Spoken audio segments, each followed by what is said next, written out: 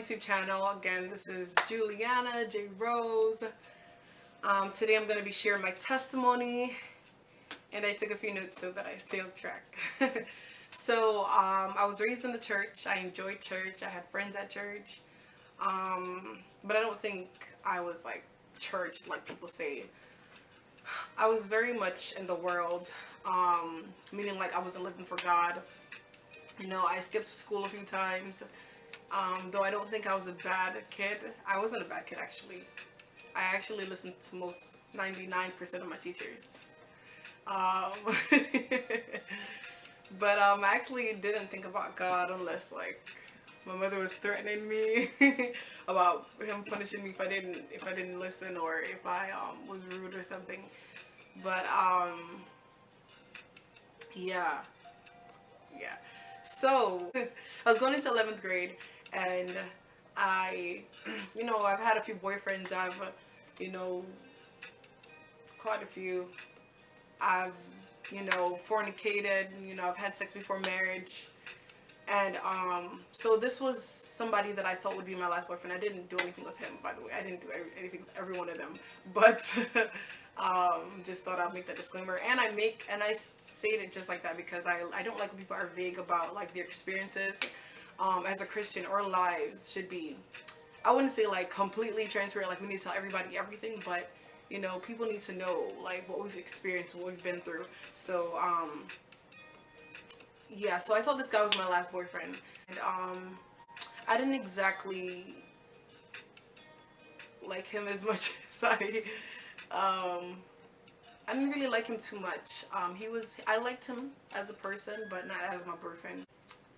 I, I talked to him sometimes. He was cool. He seemed like he went through a lot of stuff. So I really don't want to hurt his feelings because I didn't want to be with him anymore. And so I just wanted him to break up with me. So eventually he called me one Sunday or a holiday, some kind of morning where it was a holiday or maybe a Sunday. And I listened to him and I just let him break up with me because I just didn't want to hurt him because he was going through stuff. And I was like, yes. But I'm not a deceptive person. I just didn't want to hurt him. Like, I could tell that he was going through stuff. And he even told me that too.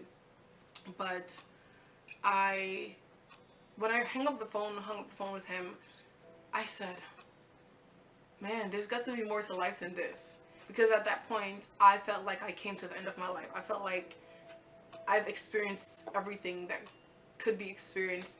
I felt like it was over. Like, what is there to life? Like, there's more. So, actually, I know that that was the Holy Spirit calling me. That was God calling me to salvation.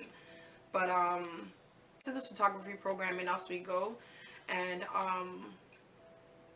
it was 27 days in college. That was so cool.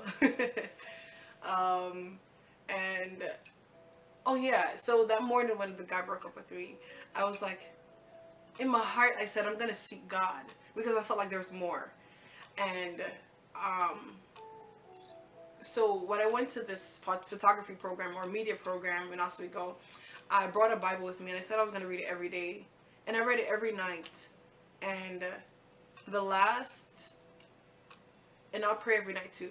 And so the last night before the last day, or the last night really, um, we stood up all night and that was a challenge. We had to stay up all night, see who can stay up the latest. And so we're playing games in the lounge, chilling and everything. And I just had this strong urge to go to my room.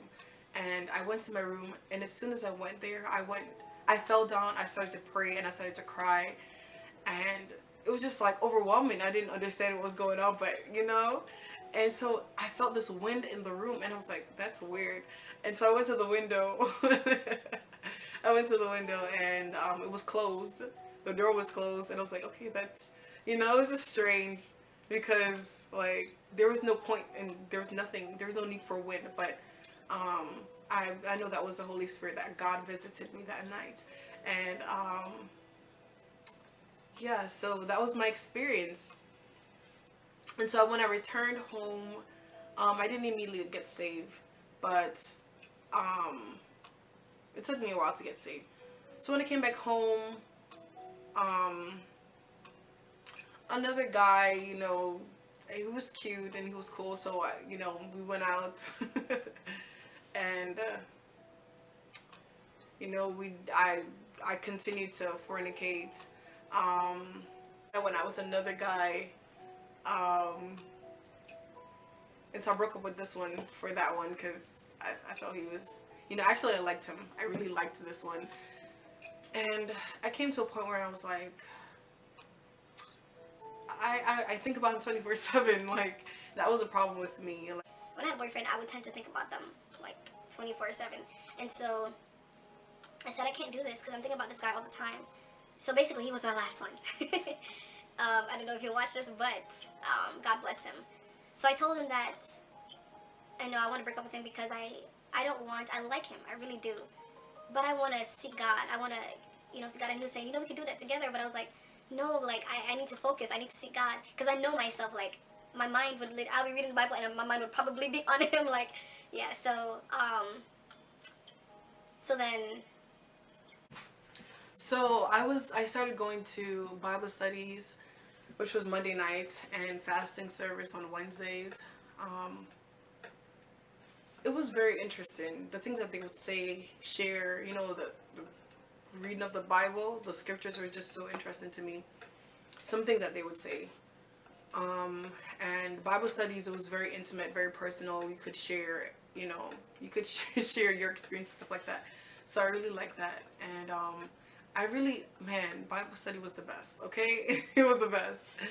And so yeah, I still wasn't saved.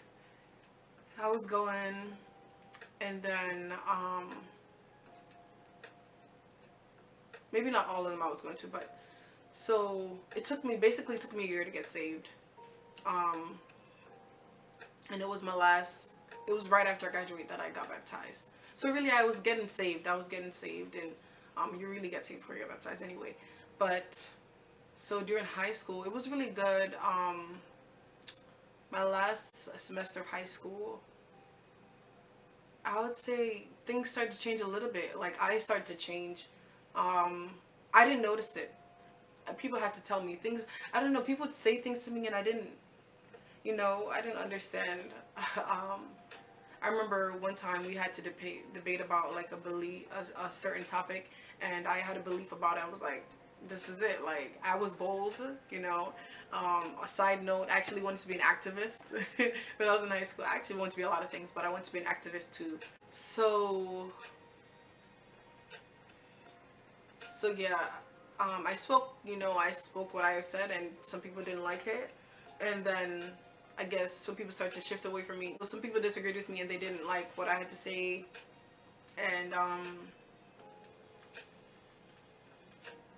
I remember the last day of school, this girl came to me and she was like, I like how something like, I like how you didn't flinch. She didn't say the word flinch, but something like that. I like how you didn't flinch at the fact that people were like started to be against you or something like that. I was like, wow, I never noticed that. It's crazy. I really didn't notice my change. I didn't know I was changing. Um, and so even after that, I really never realized the change until a few years ago. I didn't realize how much God changed me. I really don't. So in July 2013, I got baptized, and um and so yeah, that's my first testimony. That's my testimony of me becoming saved. And so I would like to know, how did you get saved? And I love to hear. I don't know why people don't ask that question. Like, I want to know, how did you get saved? How did you come into the body of Jesus Christ? So I would like to know that for others. If you have a video, share with me. um but I'd really like to know your story. How did you get saved? um Now we're going to talk about how to get saved in the next video. So please keep watching or go to the next video.